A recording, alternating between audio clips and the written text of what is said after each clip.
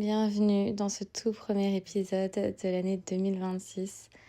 On ouvre l'année avec un épisode qui me tient à cœur et je crois un épisode, en tout cas un format d'épisode que je n'ai jamais fait avant sur le podcast, qui est un partage d'expérience, un partage de ce que j'ai vécu, mon voyage dans la flexibilité et en particulier dans les backbends.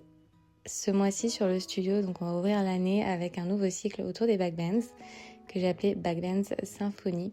On va venir explorer un peu le dos sous tous ses angles pour trouver tout simplement un peu plus de confort. C'est toujours cette intention-là que je donne quand je parle de flexibilité. C'est trouver du confort dans l'inconfort qu'on peut ressentir, qui est souvent au premier abord un inconfort qui est hyper physique.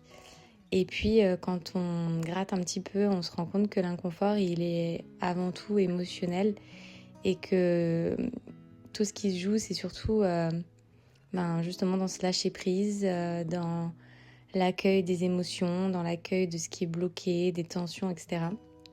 J'apprends énormément dans mon voyage autour du handstand, des inversions de la force et j'ai la sensation d'apprendre presque encore plus dans mon voyage dans la flexibilité, et je le souligne vraiment des backbends parce que c'est deux choses différentes, les hanches et les backbends.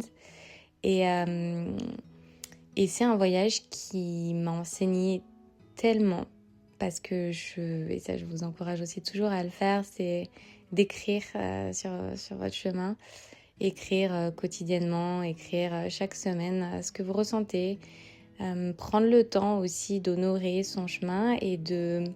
Alors, j'aime pas trop utiliser le terme comparer, mais c'est aussi un petit peu ça, c'est faire cette comparaison entre la version de qui on était quand on a commencé et la personne qu'on est devenue. De toute façon, on vit dans un monde qui est très dichotomique, donc comment ne pas faire la comparaison ? Par contre, on peut se comparer avec énormément de bienveillance et de non-jugement. Et moi, j'aime bien faire ça. Et ces épisodes, c'est toujours un petit peu très cathartique pour moi. Parfois, j'ai vraiment l'impression d'ouvrir une page de mon journal, parce que c'est des épisodes que j'ai toujours voulu être très, très spontanés. Clairement, je m'assois là, je me suis assise sur mon lit. J'ai été inspirée, j'ai coupé tous les écrans, et je me suis mis en mode avion. Et juste, en fait, je vous parle sans notes, sans rien du tout, juste avec mes pensées et avec mon cœur grand ouvert, pour partager avec autant d'honnêteté et de sincérité, de vérité que je le peux, parce que je crois que c'est dans cette intimité et dans cette connexion que je peux vous inspirer, et surtout que je peux vous apporter quelque chose dans lequel vous allez vous sentir moins seul et vous allez vous sentir vu et entendu. Parce que je pense que on peut avoir une image de moi, donc, qui est très... c'est facile pour elle, ou c'est quelque chose qui est inné, ou c'est quelque chose de naturel, etc. C'est vrai que j'ai jamais vraiment partagé des avant-après, jusqu'à très récemment, justement. Pourquoi ? Pour plusieurs raisons. La première raison, c'est parce que je n'avais rien, j'avais pas de contenu, j'avais pas de photos, de vidéos, enfin en tout cas à ma connaissance, de mes premiers pas dans ma pratique ou dans la flexibilité. Et j'ai gratté mon Google Photos et j'ai réussi à trouver des choses. C'est pour ça que je les ai partagées assez récemment, il y a quelques semaines, moi, sur Instagram. Donc, vous pouvez aller voir sur Instagram. Les posts en question, je crois que j'ai aussi sauvegardé des choses dans mes highlights. J'avais pas de contenu, tout simplement parce que quand j'ai commencé le yoga, pour donner un petit peu d'historique peut-être aux personnes qui me découvrent, qui n'ont pas forcément de background sur mon chemin, donc je suis ancienne gymnaste. Je suis toujours un peu frileuse à le dire, parce que j'estime que ça ne fait pas tout. Ça fait des choses, c'est certain, mais ça ne fait pas tout. Et souvent, quand on dit, voilà, elle est ancienne danseuse, ancienne gymnaste, on a souvent des « ah bah voilà, ceci explique cela ». Oui, mais non, parce que j'ai la sensation que parfois ça amoindrit aussi le parcours de la personne, de la pratiquante, les efforts, etc. Alors que ça n'en est pas moins difficile, surtout quand on ne connaît pas le passif de la personne ou le niveau de la personne qui était danseuse ou qui était gymnaste. J'ai commencé la gymnastique, je devais avoir à peu près 8 ans, et j'en ai fait environ 8 ans. Donc de mes 8 à mes 16 ans à peu près. Et ensuite, j'ai complètement arrêté, et ce qui est très beau, c'est que j'ai arrêté pendant une quinzaine d'années toute activité physique. Alors je faisais un peu de de basket. J'aimais bien le basket. Enfin, j'étais très sportive. Enfin, j'ai toujours aimé le sport, donc j'ai toujours fait une activité physique, mais jamais à un niveau particulièrement élevé. Et pendant 15 ans, j'avais vraiment une activité physique qui était vraiment mise presque au niveau zéro. Et je dis le corps est beau parce que le corps en fait a une mémoire et il se rappelle. Et quand j'ai voulu reprendre un peu soin de moi, je me suis tournée vers le yoga parce que ben voilà, le yoga ça a cette connotation de sérénité, de bien-être, de conscience de soi, de respiration. Je me suis tournée vers le yoga parce que j'avais besoin d'apprendre à gérer mon stress et je me suis dit ben apprendre à contrôler ma respiration et à utiliser de manière consciente mon souffle va m'aider à apaiser mon stress et mes angoisses qui étaient énormément générées par mon travail, comme je pense que c'est le cas de beaucoup d'entre vous qui m'écoutez. Il y a plein d'autres sources de stress évidemment, mais je travaillais en tant que chef de produit marketing dans une grande entreprise de luxe et voilà, ça fait partie des environnements professionnels qui peuvent être relativement stressants. Et donc je me suis tournée vers le yoga. C'est là que j'ai commencé aussi à m'ouvrir un peu plus socialement parce que du coup j'étais très enfermée dans cette bulle professionnelle. Et j'ai adoré le yoga. Alors j'avais commencé par une pratique qui était de l'anusara. Je ne saurais en dire plus que cela. Par contre, j'ai beaucoup apprécié les gens que j'ai rencontrés. J'ai trouvé la pratique très intéressante. Alors c'est pas du tout des flows, c'est pas du tout, enfin en tout cas de ce que j'en ai en mémoire. On fait des postures une à une. Après voilà, j'avais pas du tout cet œil que je peux avoir aujourd'hui, donc je me suis pas vraiment posé la question de la séquence, du warm-up, etc.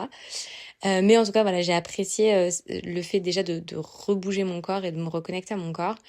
Et puis ensuite, je me suis tournée vers l'Ashtanga que j'ai délaissé au bout de 2 ans parce que ça convenait plus à mon corps et je pense que j'avais besoin de me reconnecter aussi à une autre forme de mouvement. L'Ashtanga, pour ceux ou celles qui sont pas très familières, c'est une séquence. Alors, il y a plusieurs séries. Mais bon, généralement, sur plusieurs années, on va faire la première série et on répète en fait les mêmes postures dans le même ordre, encore et encore. Donc, il y a un côté donc, on va dire, qui est très dans l'énergie masculine, qui est aussi très mécanique, très automatique, et qui va pas forcément trop travailler sur la souplesse du corps, peut-être plus sur l'agilité, sur l'aspect discipline, rigueur, etc., mais moins sur le côté justement lâcher prise, mouvement rond, etc. Et donc je me suis tournée vers le vinyasa qui est un peu ce style de yoga, enfin un peu, on appelle ça un petit peu fourre-tout parce que je pense qu'aujourd'hui, notamment sur les réseaux sociaux, on a besoin de donner un nom à ce qu'on enseigne ou à ce qu'on pratique. Pour autant, je pense que chaque vinyasa enseigné est différent en fonction de chaque enseignant et en fonction de ce qui fonctionne pour lui et de son background. Moi, aujourd'hui, ce que j'enseigne, je dis pour les personnes qui me demandent, parce que je reste prof de yoga certifiée, moi, j'enseigne un mix de tout ce que j'ai appris et de tout ce que je conçois être juste et bon, parce que c'est ce qui fonctionne pour moi. Et c'est aussi quelque chose que je crois être très complet et donc très sain pour le corps, qui est donc un mix à la fois forcément acrobatique, gymnastique, avec la bienveillance du yoga et la philosophie qui va derrière. Ce côté aussi féminin et sensuel que j'ai développé par la pratique de la flexibilité, toujours avec une pointe de technique parce que ça c'est mon côté aussi très perfectionniste et très juste en fait. C'est important de comprendre la justesse du mouvement pour l'exécuter correctement et voilà. Toujours vous avez cette main de fer dans un gant de velours, savoir en fait justement combiner le côté intuitif et le côté technique qui pour moi rend la pratique ultra saine et ultra bénéfique et ultra satisfaisante quand on la pratique, quand on bouge son corps de cette manière. Donc j'associe tout ça à de la mobilité, à des techniques de contorsion et donc ouais, un côté un peu plus fonctionnel, on va dire, du yoga. Pour autant, j'aime bien retrouver des postures de yoga dans mes flows parce qu'il y en a certaines que je trouve très très bonnes. Notamment pour tout ce qui va être extension des latéraux, qui sont très importants. Les latéraux, donc c'est les côtés du corps, qui sont aussi très importants quand on développe ses backbends. Moi, je suis pas du tout quelqu'un qui aime ouvrir des livres, et ça, je le dis, et c'est pas que je suis fière ou pas fière, mais je suis pas quelqu'un qui va ouvrir un livre d'anatomie pour comprendre l'anatomie du corps. Je suis quelqu'un qui va fermer ses yeux et qui va pratiquer pendant de nombreuses années pour comprendre ce qui fonctionne et ce qui fonctionne pas. Qu'est-ce qui se passe quand je serre mes fesses dans cette posture? Qu'est-ce qui se passe quand je ne serre pas mes fesses dans cette posture? Qu'est-ce qui se passe quand j'ouvre mes pieds à 45 et quand je les ai parallèles, etc., etc. De même, explorer les rotations des épaules dans les ponts, toutes ces choses-là qui m'ont rendue assez autodidacte. J'ai beaucoup de mal aujourd'hui, celles qui me connaissent depuis le début, bon, savent, mais aujourd'hui, je partage pas nécessairement les profs avec qui j'ai grandi, en tout cas, je me suis construite en tant que prof de yoga, parce que premièrement, d'un point de vue humain, c'est pas forcément des gens avec qui je me sens avec qui je suis déjà physiquement encore connectée. C'est pas des gens avec qui leur contenu résonne. Leurs valeurs résonnent encore, leur manière d'être et de faire résonnent encore. Et ce que j'ai reçu comme enseignement pour devenir prof, c'est absolument plus des outils que j'utilise. J'ai construit mon enseignement et ça, je pense que c'est ce que tout bon prof devrait faire à son élève, c'est lui donner des clés. Et ensuite, une fois qu'elle a pratiqué 1 an, 2 ans, 3 ans, peut-être 5 ans, s'approprier ensuite son enseignement en fonction de ce que je disais, de ce qui a fonctionné pour lui, de ce qui lui plaît, etc., pour construire sa propre méthode et sa propre manière d'enseigner. Et là, tout à l'heure, quand je vous le décrivais et je m'entendais le dire, je me rends compte que, c'est à la fois associé à ma personnalité et à la fois associé à ma pratique, associé à mon expérience et à mon passé. Donc c'est pour ça que j'ai beaucoup de mal encore à parler de ça. Et aussi parce que, pour en revenir au côté plus spécifique aussi de cet épisode, tout ce qui va être flexibilité, backbend, clairement, j'ai pas pris de cours, j'ai pas pris de cours privés, j'ai pas pris de cours en groupe, j'ai pas fait de retraite, j'ai pas fait d'intensif, j'ai rien fait autour de la flexibilité, encore moins autour de la contorsion, pour pouvoir dire, voilà, j'ai appris avec telle personne.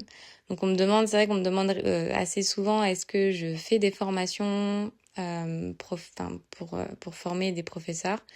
C'est pas le cas. Peut-être que ça viendra, je ne peux absolument fermer la porte à rien au jour d'aujourd'hui. Peut-être que ça viendra, sûrement. En réalité, je ne sais pas, chaque étape de vie est différente, mais c'est vrai que pour le moment, je suis encore beaucoup dans apprendre de moi-même et transmettre aux pratiquants ce que moi, Marine pratiquante, j'apprends de ma pratique parce que c'est ce qui me plaît. Ce qui me plaît, c'est cette reconnexion que j'ai pu trouver au travers de ma pratique, mais aussi et surtout cette conscience que j'ai développée de mon corps et la manière avec laquelle j'ai appris à utiliser ma respiration pour aller plus loin dans ma pratique des backbends.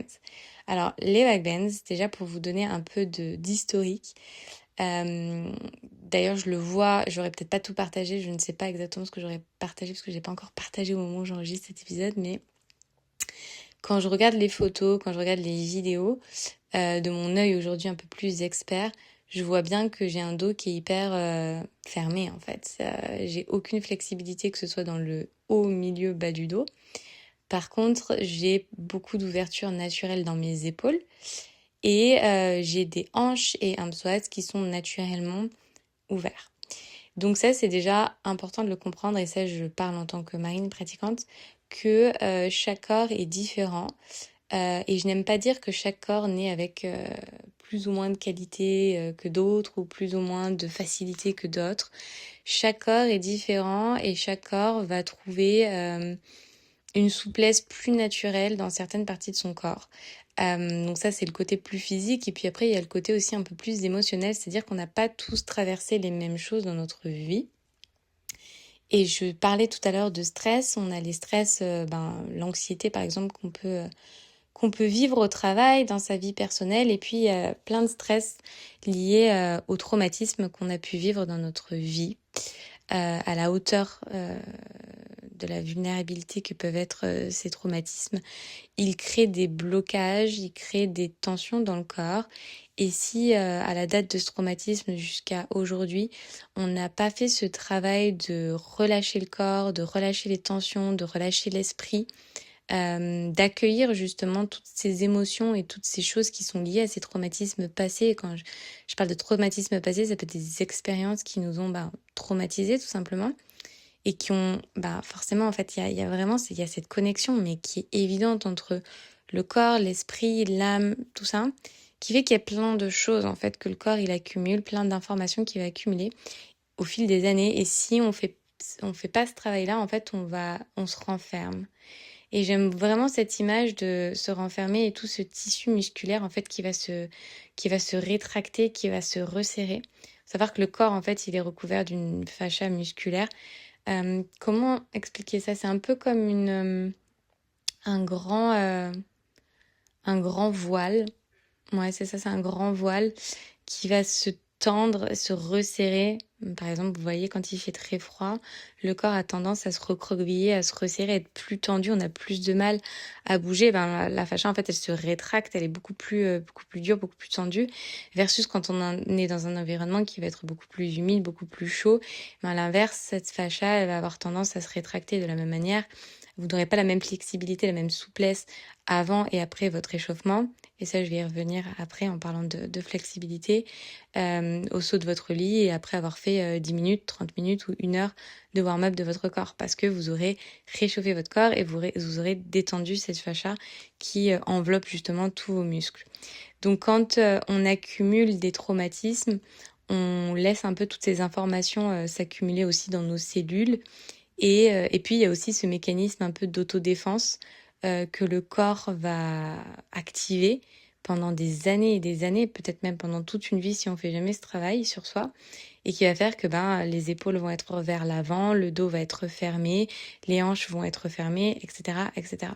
Et c'est ça que j'adore dans le travail et dans la pratique de la flexibilité, c'est que vous l'approchiez, que vous y entriez par une porte d'objectifs physiques ou par une porte d'objectifs un peu plus énergétique, un peu plus spirituel. Dans tous les cas, à un moment donné, si vous poursuivez votre voyage pendant plusieurs années, les deux vont se croiser et vous allez, l'un va apporter à l'autre et vice versa. C'est-à-dire que si vous commencez à délier votre corps physique en premier, naturellement, si vous laissez aller aussi, vous vous abandonnez à cette pratique-là, vous allez naturellement, en fait, développer une meilleure connexion avec votre corps. Et quand je dis avec votre corps, c'est d'abord le corps physique, mais ensuite, ça va être toutes les enveloppes un peu plus profondes. Donc, votre corps énergétique, votre corps émotionnel, jusqu'à vraiment vous reconnecter à votre âme. Et dans l'autre sens, si vous commencez votre voyage et qu'il est un petit peu plus spirituel, et bien, doucement, vous allez permettre à votre corps physique de s'ouvrir. Donc, c'est vraiment deux choses qui sont conjointes et qui fonctionnent aussi main dans la main et dont il faut avoir conscience, je crois, pour aller encore plus loin dans sa pratique. Moi, aujourd'hui, c'est vrai, j'ai une pratique physique qui est avancée. Mais comme je l'expliquais, j'ai jamais fait de workshop ou quoi que ce soit ou de formation en contorsion. Mon voyage, il est un petit peu amusant. J'ai une copine d'ailleurs qui s'appelle Chloé, qui peut-être écoutera cet épisode, je ne sais pas, qui elle a plusieurs années d'expérience dans le cirque, qui pratique beaucoup moins parce que la vie et parce qu'enceinte et bref, toutes ces choses-là. Mais c'est toujours une amie, et il y a toujours une amie comme Chloé dans votre vie si vous pratiquez. Ou moi, une amie à qui vous allez pouvoir partager un peu vos doutes. C'est une amie, vous savez, que ce soit dans le domaine du yoga, dans le domaine de la pratique physique ou dans tout autre domaine de votre vie, avoir des amis en fait qui vont raisonner un petit peu plus sur certains domaines parce que vous savez, ils vont avoir je sais pas si c'est un peu plus d'expertise, mais en tout cas, c'est des gens en qui vous allez avoir confiance. Et parce que vous savez en fait que vous allez parler à telle personne de tel sujet parce que vous savez que cette personne, elle va mieux vous comprendre que n'importe qui d'autre. Voilà, ma copine Chloé, c'est un petit peu ça, dans le milieu du mouvement. Et alors elle pratique la contorsion, je dirais peut-être un niveau physique un peu moins avancé.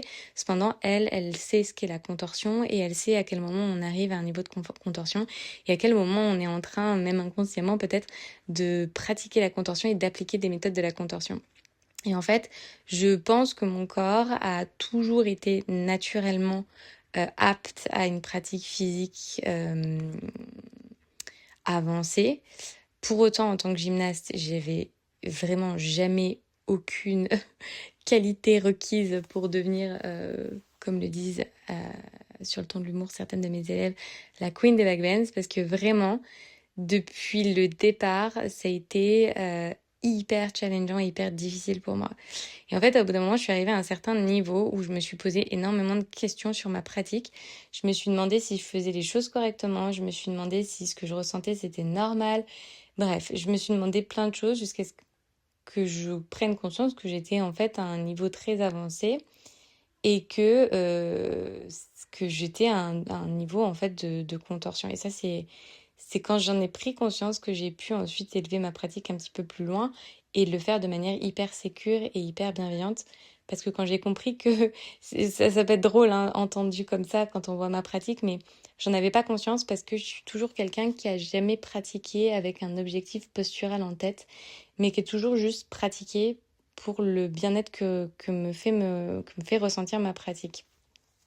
Comme je le disais, moi j'ai commencé le yoga parce que j'avais envie de mieux respirer, j'avais envie de me sentir bien.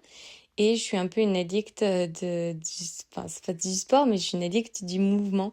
Et moi, depuis 8 ans que je pratique, et à l'heure actuelle, ça fait 8 ans que j'enregistre cet épisode, je déroule mon tapis tous les jours. Alors, évidemment, il y a des jours où ça va être plus doux. Et oui, j'ai des jours off, évidemment, mais globalement, en 8 ans, il n'y a pas eu un jour où j'ai pas déroulé mon tapis parce que c'est ma soupape, parce que c'est ma bouée de sauvetage et parce que je sais à quel point je me sens bien une fois que j'ai pratiqué. Et pas uniquement parce qu'il y a le côté hyper satisfaisant de waouh, j'ai fait une super bonne pratique physique et mon ego est hyper flatté, donc du coup, je vais pouvoir passer une bonne journée. Il y a eu des moments, il y a des jours qui sont comme ça. Mais aujourd'hui, c'est plus de... Je sais en fait à quel point j'ai besoin de relâcher les tensions, à quel point j'ai besoin de me créer ce temps pour moi chaque jour pour être une meilleure personne ensuite pour le monde extérieur et aussi pour moi-même. Donc j'ai jamais vraiment déroulé mon tapis en me disant ok, j'ai envie d'atteindre telle posture.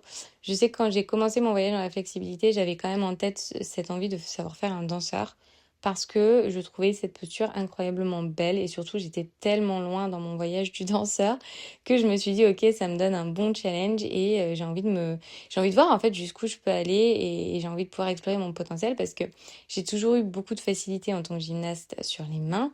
Mais vraiment, back then, ça a toujours été ma bête noire et ça a toujours été un vrai challenge de venir ouvrir ce dos. Donc voilà, je me suis un peu lancée dans ce challenge-là en n'étant absolument pas guidée, juste en me disant, ok, je vais axer un petit peu plus ma pratique sur enfin, le côté vinyasa, le côté mouvement rond, les vagues, etc. Et apprendre à connaître mon corps un petit peu mieux et un peu plus de cette façon. Et donc au fil des années, j'ai compris beaucoup de choses dans la pratique. J'ai compris beaucoup de choses et aujourd'hui, je trouve qu'on a beaucoup de chance avec les réseaux sociaux. Alors, c'est à la fois une chance et à la fois un malheur, mais il y a énormément d'informations qui est disponible sur les réseaux sociaux. Et je dis c'est un malheur parce qu'il y a aussi énormément de très mauvaises informations qui sont communiquées. Beaucoup de profs qui font des ajustes qui sont très mauvaises. Bref, il y a beaucoup aussi d'informations qui sont communiquées et qui manquent aussi de détails, ce qui font que quand on a un œil un petit peu plus novice, on va pas forcément interpréter les choses correctement ou les comprendre correctement. Moi, je vous encourage, je suis pas trop une fan des tutos sur Instagram par exemple. D'ailleurs, j'en poste pas et c'est pas que pour le côté esthétique, mais c'est parce que je pense pas qu'avec 3 exercices, en fait, on puisse devenir ultra bendy. Enfin, je pense que ça va beaucoup plus loin et que il faut un vrai accompagnement avec un professeur. Et je crois, enfin, parfois je vois des choses qui passent en disant on peut pas pratiquer sainement et en toute sécurité en ligne. Je pense que c'est complètement faux et d'ailleurs je le ferais pas si j'estimais que c'était pas sécure et ce serait pas sain pour le corps, pas du tout. Alors moi, pour ceux ou celles qui me découvrent, je propose quasiment autant de cours live à l'heure actuelle que je ne propose de cours préenregistrés, ce qui me permet aussi d'assurer à celles qui peuvent être là en live un suivi vachement plus one-to-one, on va dire, et de vraiment donner des conseils en temps réel aux filles qui pratiquent avec moi. Je pense que c'est clé. Mais voilà, si on a un bon prof qui nous guide de manière hyper précise et qui a conscience de son corps, qui a de l'expérience aussi et qui a conscience de comment... enfin, moi, je sais, en fait, ça, même si vous êtes une nouvelle élève avec moi, je sais quelles sont vos pensées, quels sont vos doutes, quels sont vos blocages. Alors, bien sûr, il y a plein de choses que je ne sais pas individuellement, mais globalement, je sais englober toutes les choses dont vous avez besoin dans un cours pour vous aider à avancer de manière saine. Les Wagwen, donc comme je disais, c'est un voyage qui est à la fois physique, mais qui est aussi très émotionnel et qui est très spirituel. Et ça, c'est quelque chose que j'aborde énormément dans tous les cours que je fais. Et c'est pour ça que dans mes cours, il y a toujours une partie très mobilité, très fonctionnelle, très technique, mais aussi une partie très respiration, très intuitif. Et j'approche les backbends de deux manières sur le studio. Vous avez des programmes qui sont, comme je disais, plus axés techniques, avec des workshops, avec des drills, etc. pour vraiment vous aider à avoir une meilleure compréhension anatomique et un meilleur ressenti de votre corps. Mais je les associe toujours à des programmes et des séries que je vais appeler un petit peu plus yoga ou un petit peu plus somatique, yoga fluide, où pour le coup, on va venir aborder la flexibilité d'une autre manière, quelque chose qui est plus connecté aux sensations, qui est plus dans l'intuitif et qui est plus dans le lâcher prise, avec une approche vraiment plus féminine que ne l'est la première approche, qui elle est beaucoup plus masculine, de la flexibilité.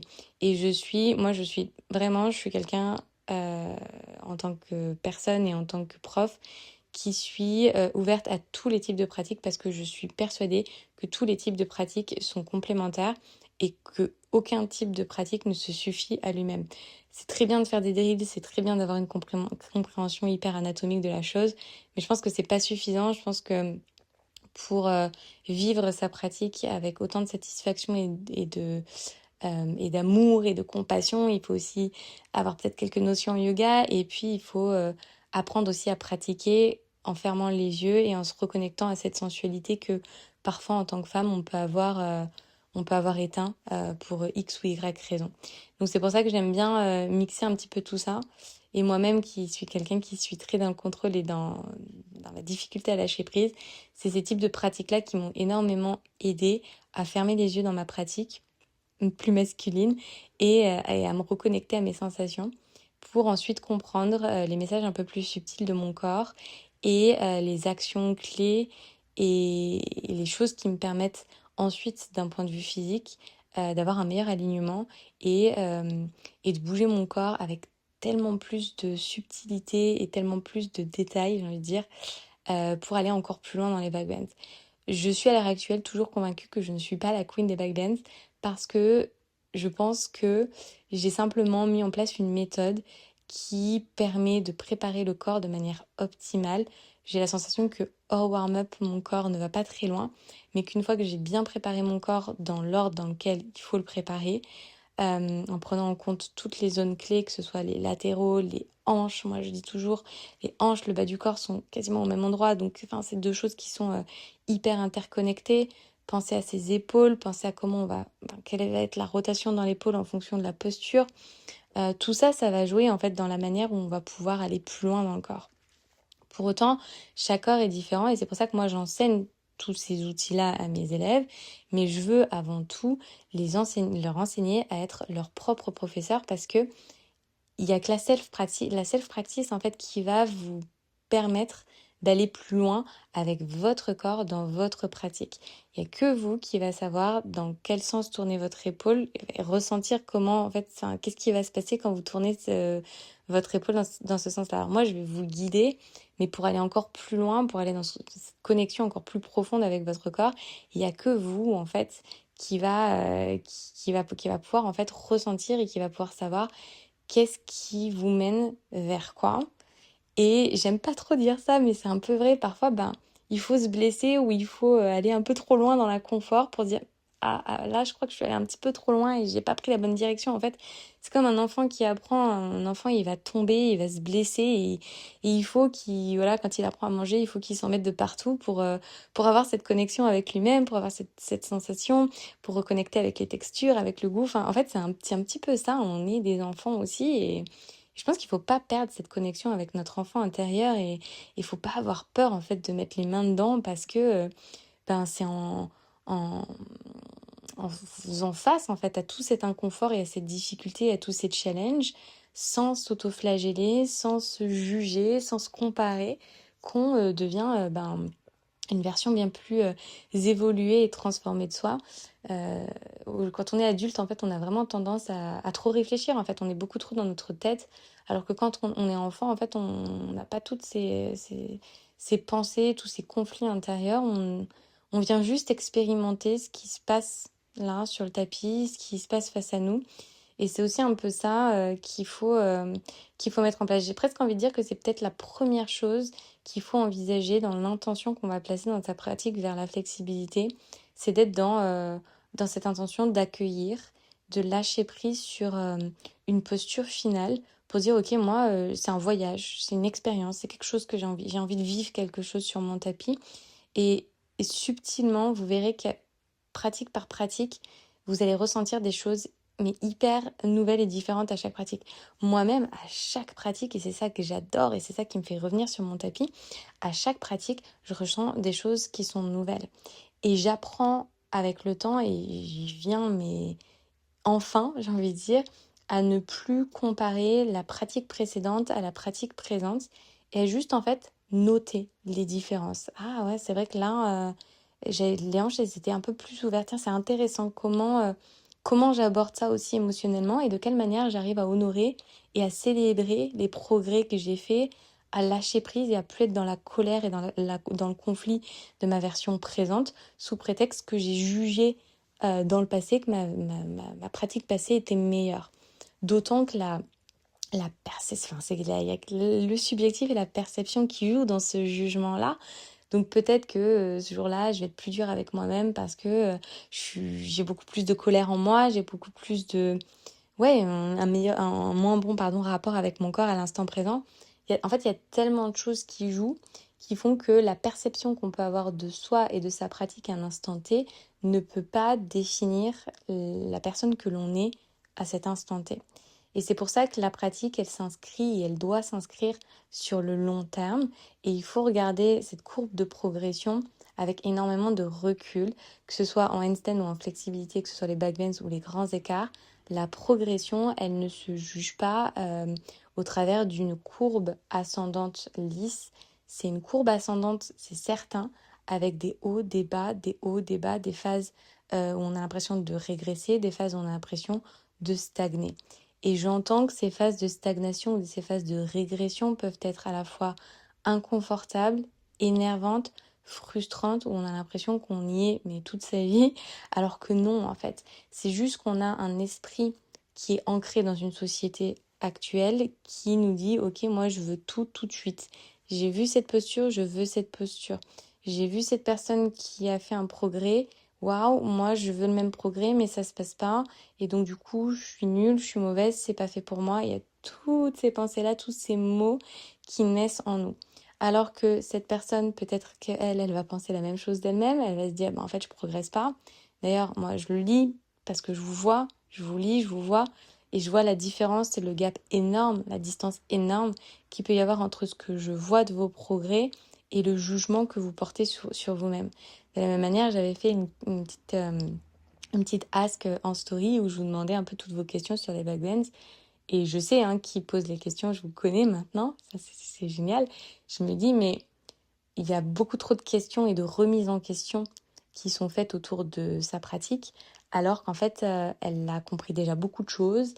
Et plus elle va lâcher prise sur ses questionnements et sur sa tête, en fait, sur son mental, sur son cerveau, plus elle va parvenir à se reconnecter à son corps et à ses sensations et à donner davantage d'importance à ses sensations qu'à la manière dont elle va contracter ses fesses ou tourner ses genoux, tourner ses épaules, etc.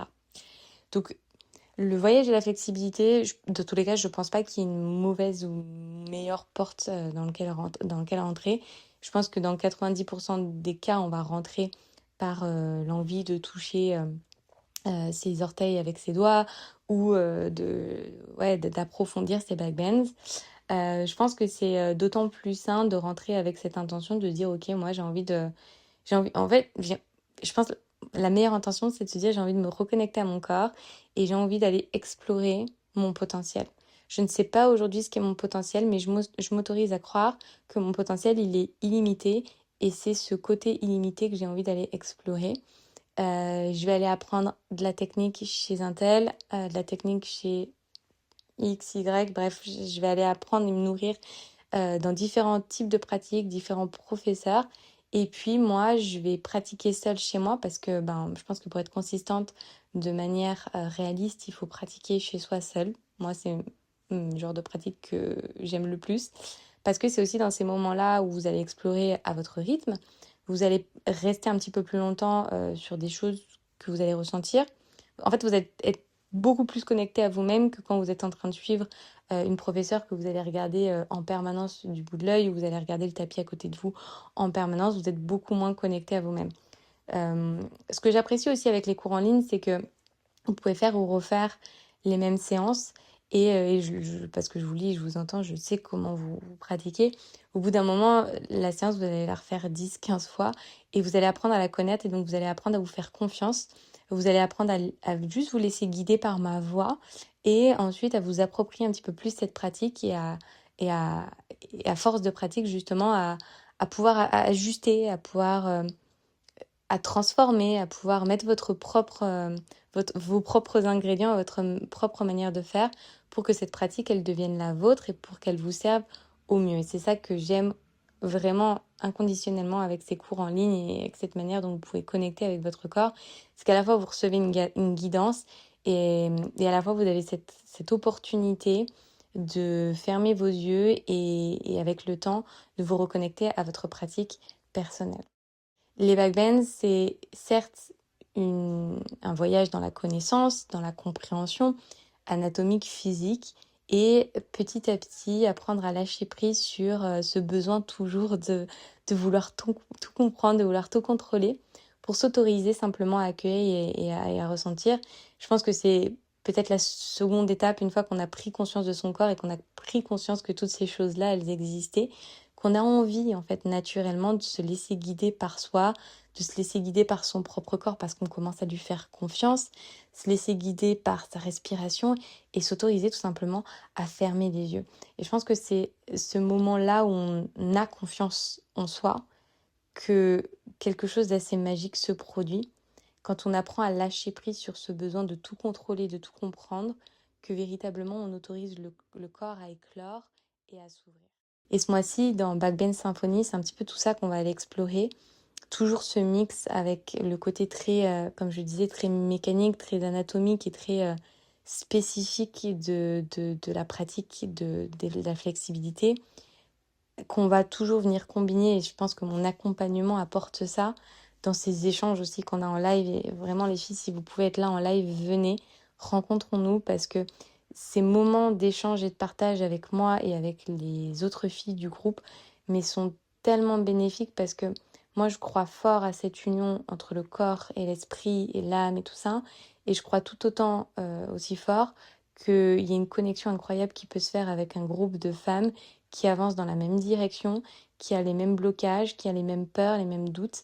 Et c'est dans cette connexion entre femmes, parce que vous et moi, on a plus ou moins le même âge, on a plus ou moins le même parcours, et ces échanges et ces partages que je vous fais et qu'on se fait entre nous ne peuvent que vous tirer vers le haut, que ce soit sur comme hors de votre tapis. Donc au maximum cette année, on va avoir beaucoup de live quand on va venir aborder aussi bien les backbends, les grands écarts et les handstands, parce qu'il y a beaucoup de doutes et de blocages et c'est ces petites choses-là que j'ai envie d'aller venir gratter.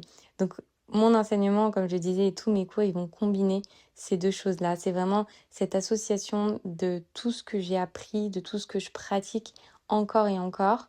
Et je continue d'apprendre et je continuerai d'apprendre jusqu'à la fin de ma pratique. Je ne sais pas quand ce sera, mais j'espère le plus tard possible parce que humainement, je grandis en tant que femme, je grandis en tant qu'élève, en tant que pratiquante et en tant que professeur, je continue de grandir et c'est clairement ce que j'ai à cœur et ce dont je suis passionnée, voilà, de pouvoir continuer à vous transmettre tout ce que j'apprends sur mon tapis.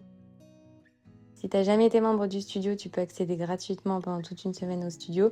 Tu peux tester, voir si c'est un format qui te plaît. Tu peux aussi participer au live gratuitement pendant cette semaine et voir si c'est quelque chose qui te plaît. J'ai complètement conscience que c'est pas pour tout le monde, mais je pense aussi que ce soit vis-à-vis d'un format, vis-à-vis d'un voyage, vis-à-vis d'une posture, que souvent on a beaucoup de préjugés, on a beaucoup de pensées limitantes et que juste s'autoriser à essayer, à explorer la nouveauté, moi c'est un peu... c'est mon mantra janvier 2026, de m'autoriser en fait à lâcher prise sur des choses que j'ai ancrées peut-être ces derniers mois, ces dernières années, pour reconnecter avec mon enfant intérieur, pour reconnecter avec, j'aime bien dire, cette wild version of me, plus jeune, qui se posait beaucoup moins de questions, qui peut-être était plus naïve, mais c'est finalement tout ce qu'on peut, tout ce qui peut nous inspirer, hein, finalement, quand on vieillit, je pense... En fait, moi, je suis tellement quelqu'un qui observe que je vois les générations d'avant la mienne. Et je me dis, ok, moi, j'ai envie de rester dans cet esprit hyper ouvert et d'aller explorer plein de choses. Donc, dès que j'ai la sensation que je suis bloquée dans une pensée, bam, bah, je prends le contre-courant et je me dis, ok, je vais aller tester ça. Je vais aller rencontrer cette personne parce que je pense que j'ai trop de jugement, etc., etc. Moi, tout ce que j'ai envie, c'est de vous offrir une safe place dans laquelle vous vous sentez bien, dans laquelle on se sent bien.